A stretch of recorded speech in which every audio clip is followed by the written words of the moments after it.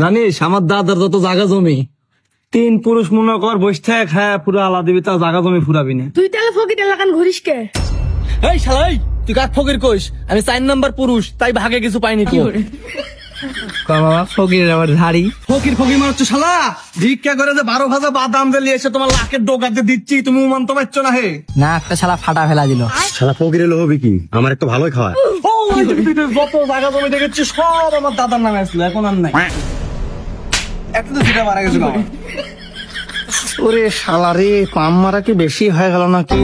শোন, কথা শুনে একটা কথা মনে পড়লো আমার। হ্যাঁ, আজ্ঞার মনে যে করছিল যে দাদার আছে অনেক, বাপের আছে অল্প, আর তোর হচ্ছে সাবুয়া ভরা গল্প।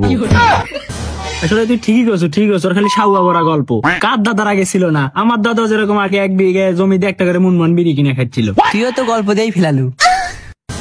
কিরে গল্প বলে আমি একাই দিই, তোরাও তো কোনো অংশে কম না। তোরে তো কথা শুনে ভাবে মনে হচ্ছে তোর দাদারা গোয়াতে বাঘ মারিছিল।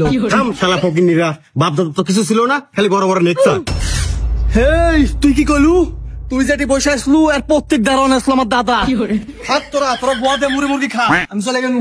টাঙ্কিয়া হামার চেদা হইয়া গেছে পানি।